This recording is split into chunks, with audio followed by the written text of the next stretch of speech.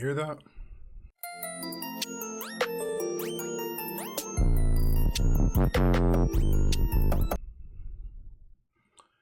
It's nothing but a wire-back silver number crunching clanker! Keep it pushing, you dirty fucking clanker. Just saying, I don't think it's natural for a human woman to be a motherboard. And I voted for Obama. He's one of the good ones. the sound of familiarity. Answer me, Canner. And I think I figured out why it's familiar. Now, I'm not going to sit here and pretend like I've been cooking on these thoughts for over a week. I actually tried to shoot this video like 4 days ago, but then a lot of stuff happened. But the idea I want to express in this video is that the vibe of American style racism is mostly, now this is the performative vibe, mind you, not like the actual thing that's happening, but the performative vibe of American style racism is mired, but mostly based in anti-blackness.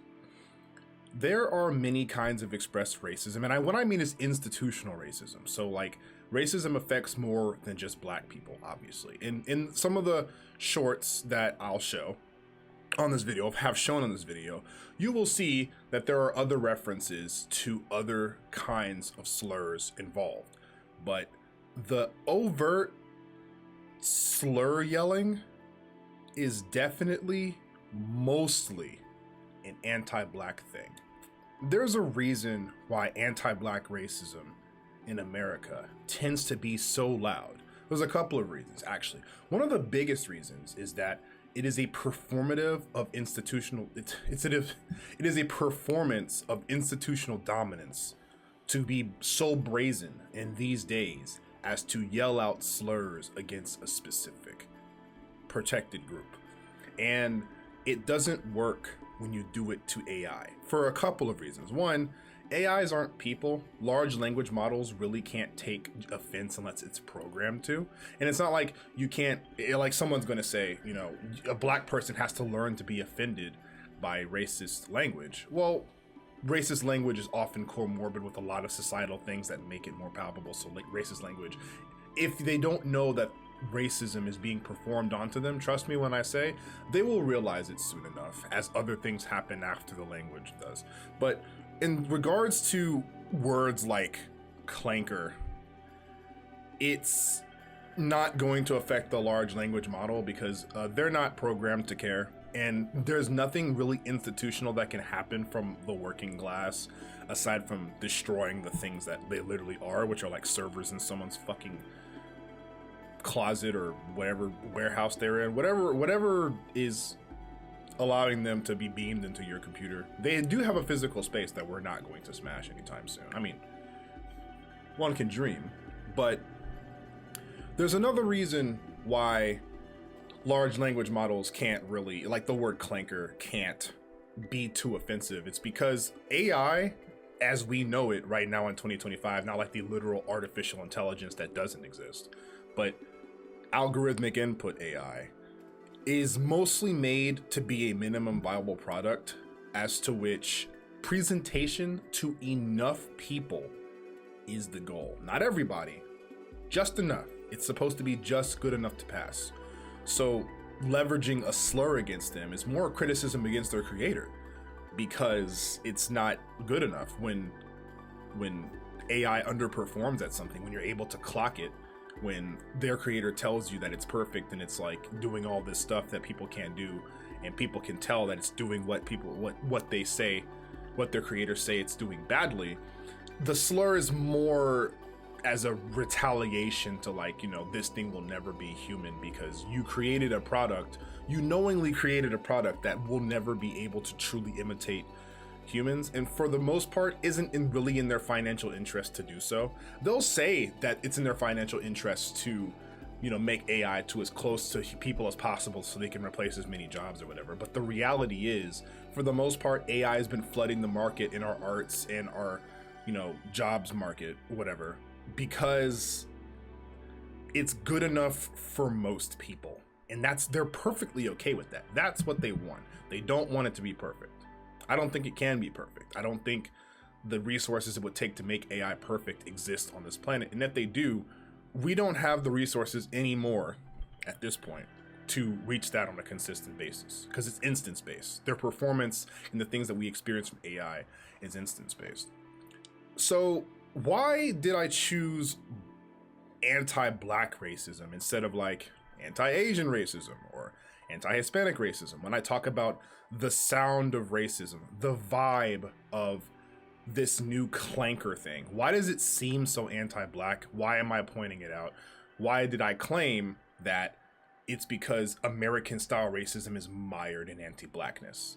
And it's because, again, there is a decent institutionally, like hegemonically dominant crowd that gets a rise out of overly performing anti-black racism that sometimes does not catch, because either the populace doesn't understand because they literally don't know what it looks like, or because it's not really a viable option to be as loud about certain things. Like, yes, all the mock anti-black slurs you see in these Clanker reels and these Clanker posts and videos and stuff, it looks like it's anti-black because it is anti-black. And ultimately what you hear in these COD lobbies or, you know, group chats or Discord rooms or whatever is going on in some form of like text crawl person communication, it's mostly little white kids finding a new slur and using it because it's funny, but using it in the only way they know how to, which is a pantomiming of anti-black racism. It's really that simple. And you're gonna have to forgive me for my flawed observation, but like the sound of anti-Hispanic racism is not the same as, now there's sometimes it's loud and it is slur calling out of nowhere. And it surprises people because it's like, that's not very common. Why isn't it very common? Because when it comes to anti-Hispanic racism, at least by my observation, there's still a little bit of stake in some poise. There's still a purpose to fool enough people that they belong within the white hegemonically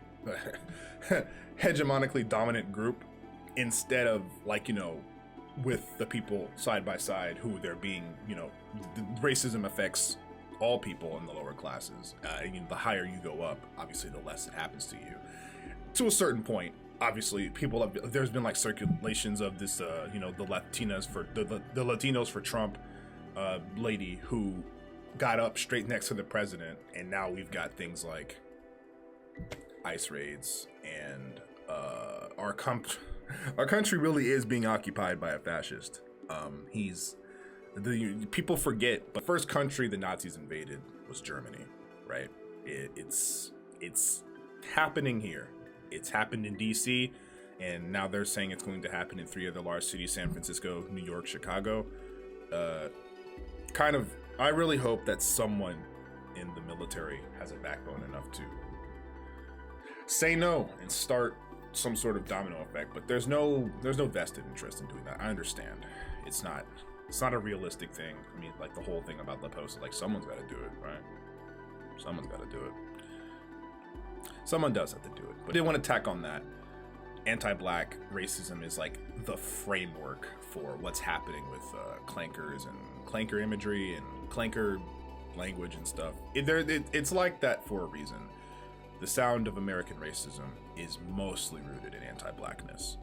And when it comes to, again, from my observations, to performed racism against Asian and Hispanics and, you know, non-black, but also at the same time, non-white parties, it's an institution. Like, they're sweeping under the rug.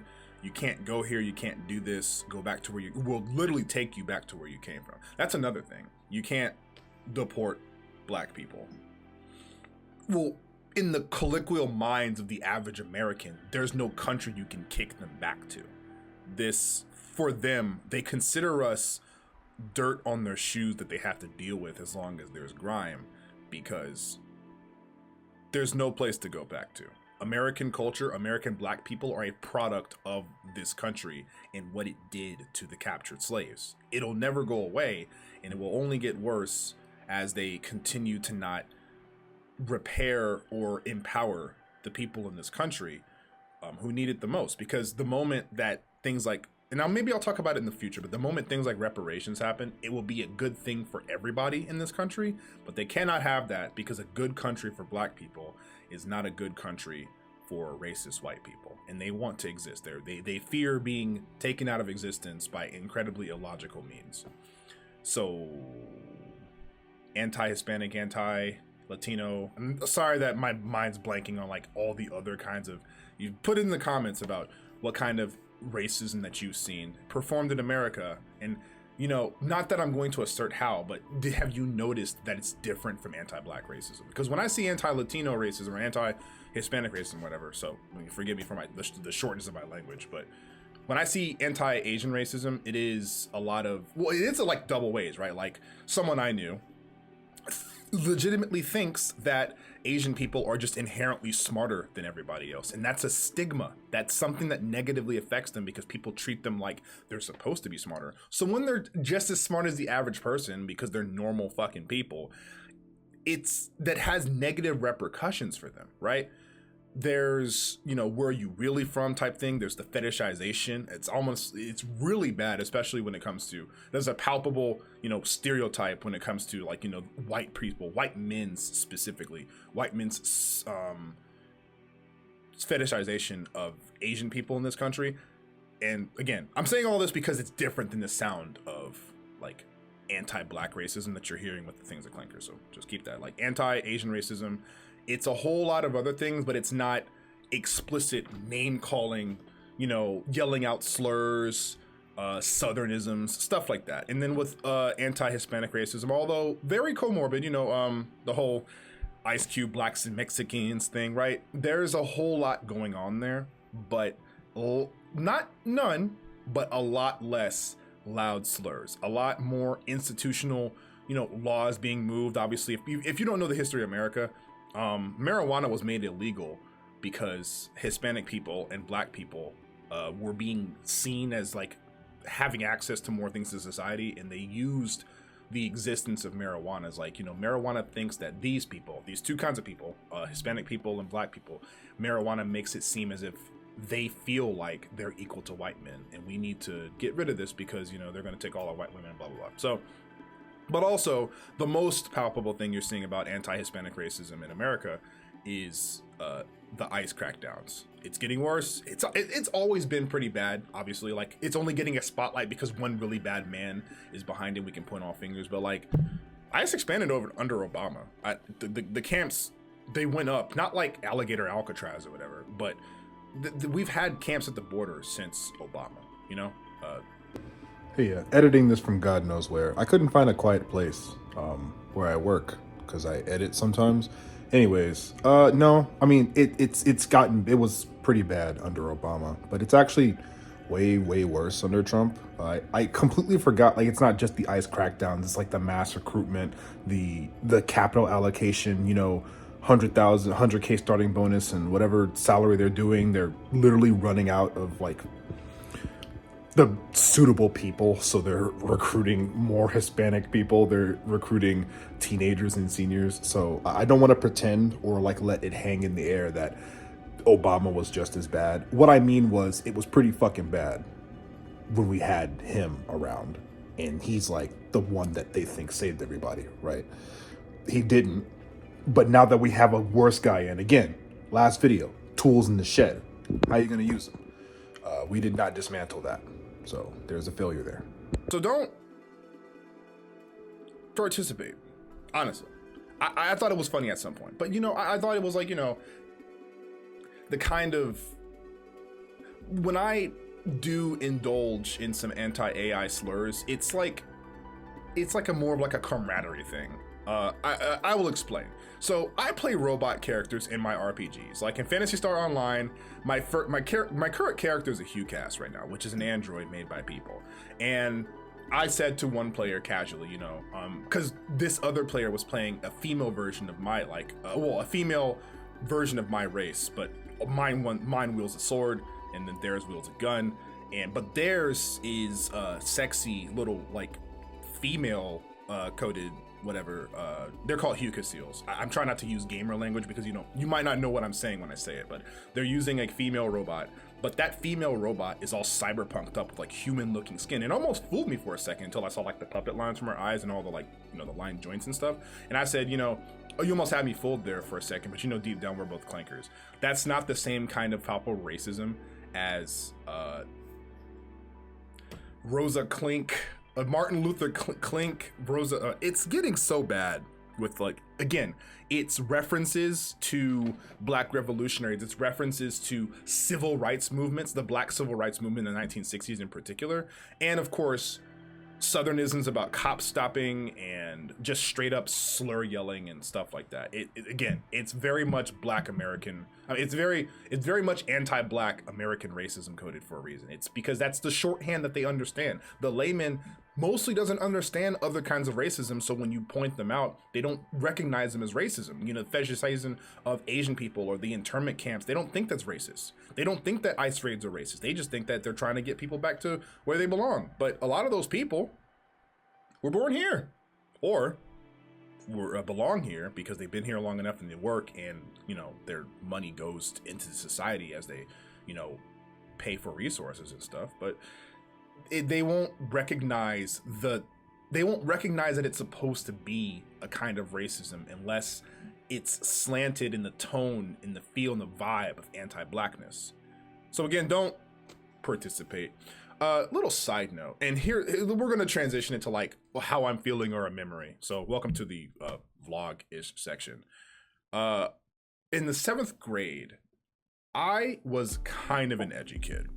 I watched the first episode of Robot Chicken. If you don't know, the first episode of Robot Chicken is kind of crazy. Maybe the first season. I might be wrong. But there's like a sketch in Robot Chicken where a Nazi is born perfectly like as a blonde-haired, blue-eyed soldier straight out the womb. And the first thing he says is Sieg Heil, right? Straight up Nazi salute, all that stuff.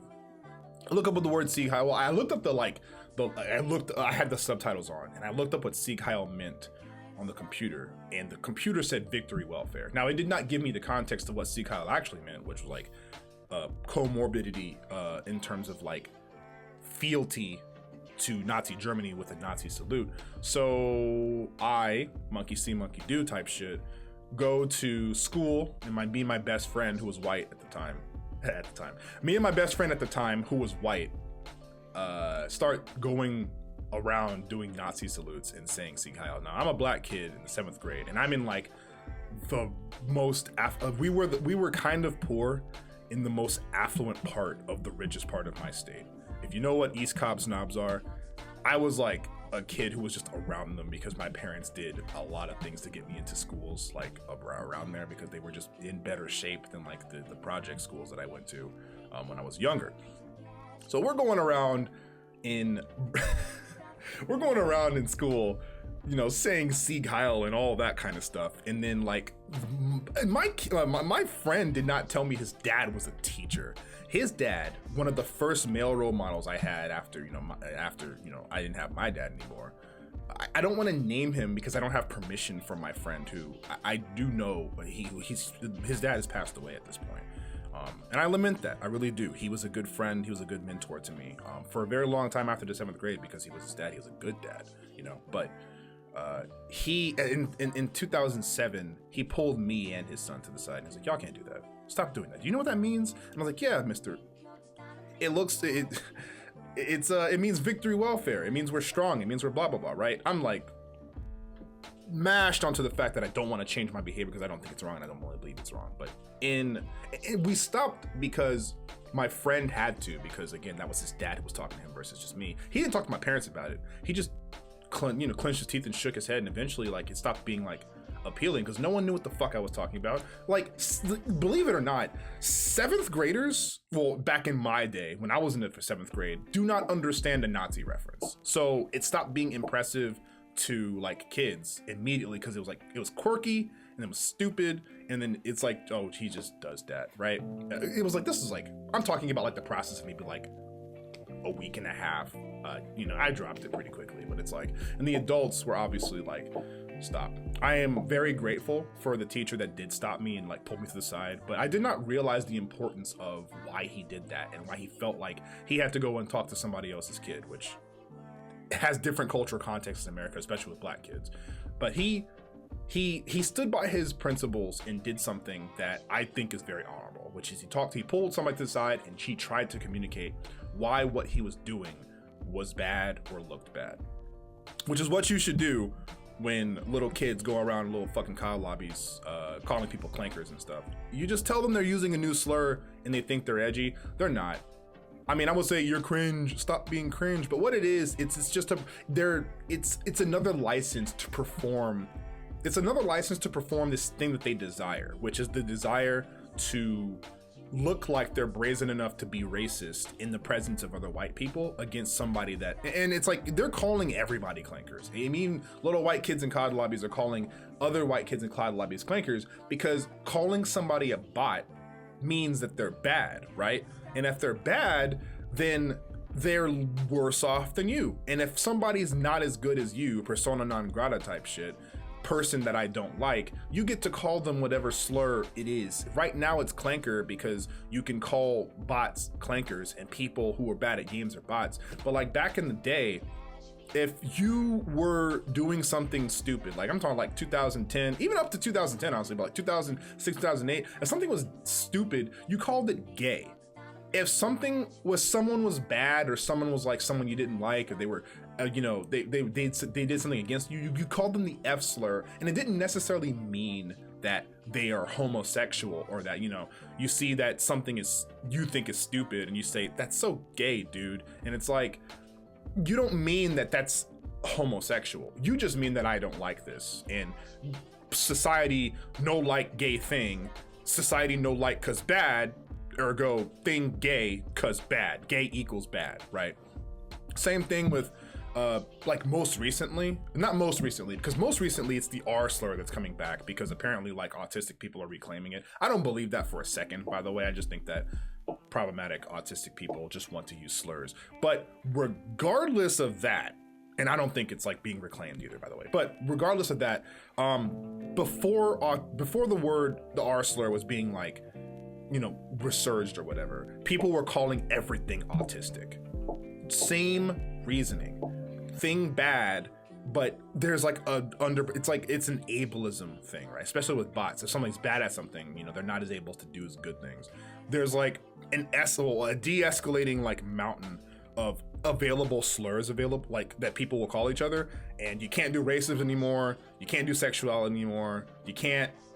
Now the society is coming around to like issues of ableism, so you can't call things autistic because that's stupid. And I still assert, and I still try my best to like, put a halt when people say, the R slur, call something stupid, because that's not how it should work. It's mean, it's not. So that's my memory. What I'm feeling or remembering. What I'm reading. I can tell you right now, I am reading, I'm getting around to finishing this book by Chad Sanders. It's called How to Sell Out, The Hidden Cost of Being Black. Nice book with amazing observations about like different reasons people sell out or defer, different reasons that black people defer to whiteness in many efforts to gain capital or social clout or whatever. From himself, as Chad himself was selling stories and policies based in black trauma for diversity initiatives to like these tech CEOs and billionaires and stuff. But ultimately it's performance on their part, because they get to, when the hammer comes down and people start being punished for their participation in institutional racism every now and then when it crops up, the people that he sold those initiatives to are more keen and can dodge the ban hammer, right? They dodge and say, listen, I'm not this kind of person. This is what I do in my company. And they have their official policies, and then no one wants to speak up about it because they do treat their black people better than other companies do. They just don't treat them entirely like humans or something, right? And then also things like Kanye West attributing, thinking that people should defer to him because he believes he's a genius. This is actually one of the most recent things I read in the book. He feels, Sanders posits that Kanye West blames his blackness on his lack of reach, which is like he felt like he's a genius, he can get into anything, and he's trying to get into like making clothes and all this sort of stuff, and he feels like the one thing that's holding him back from his reach, from his true potential, is his perceived blackness, which I understand that observation. I don't entirely agree with it, because I mean there are examples to the contrary, but that doesn't necessarily mean that he's wrong. He's not entirely wrong, but at the same time, everyone, even white people in society, have things that they need to overcome to be truly accepted for who they want to be and who they are. And I do think that while Chad Sanders posits that, he doesn't say it's right, but he says that perhaps it's because of that Kanye West blames his blackness for his lack of reach or lack of being taken seriously. There's a little bit of truth to that, just a little, and that's cool. And when I finish the book, I'll blab more about it, but I'm going to be compositing this video and adding music and stuff, so the cover is probably somewhere. It's probably been to the right or the left at some point, me talking. What I'm listening to, that is a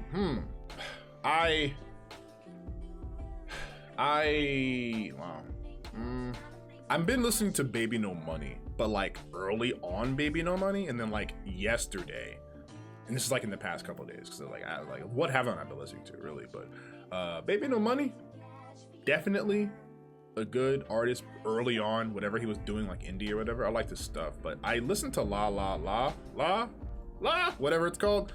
Good song. Baby No Money is a talented artist with a great online persona, and he's very nice and careful with his language, and considerate and kind of cool. A nice little role model for the kids, and I really love everything he does. Just catching up with like watching the Anthony Padilla on Smosh thing, which is something I watched a long time ago, like the Anthony Padilla interview. I've seen that Baby No Money has like remained a cultural icon despite like not really being a rapper anymore, and I actually appreciate that he didn't stick to rap to like become famous, because there are some non-black rappers who cling to rap because they understand that the moment they're not interesting enough to like carry their clout when they're not rappers. But Baby No Money is definitely not that. He's super cool. What I'm playing, something new that I played. I'm playing the same shit as my last video, honestly. I logged into PSO this morning after work, and I've been eyeing Risk of Rain 2. I am playing a lot of Tekken 8 because I've been going to local tournaments and trying to get better. I'm not as bad as I think. I've been playing a lot of Lee, but Lee is really easy to figure out, at least in my opinion. Like, the way I play Lee is easy to figure out, but the way I play Yoshimitsu is not. So I've been playing a lot of Yoshimitsu. I have not played Crash Team Racing ever since I did beat the game in Unlock Pinstripe. I was just trying to unlock Pinstripe. And thinking about picking up Tomba 2 if I don't end up playing Risk of Rain for my PC, because I played the shit out of that game on PS4 a long time ago. But who knows? I'm still playing PSO though. Did I make anything this week? I am still drawing the thing that I've been working on it little by little. I lose motivation for drawing it very easily when I don't want to. I just can't like put it to pad. Also, despite owning an iPad for the past 3 years, one of the first things I bought for my iPad was Procreate, and I'm just now kind of getting decent enough at it to not use guides for gestures or like layers or like rotations and stuff. Anyways, I think I've talked too long. I have not had OBS crash on me this entire video, so that's cool. You might notice my mic is closer to my mouth. I hope that the bass in my voice is carrying a little more as I get closer and further away. You have yourself a nice day. Connect with your community. Everyone can contribute and make the world a little better place. Have solidarity with people who are soft than you. That's about it. Peace.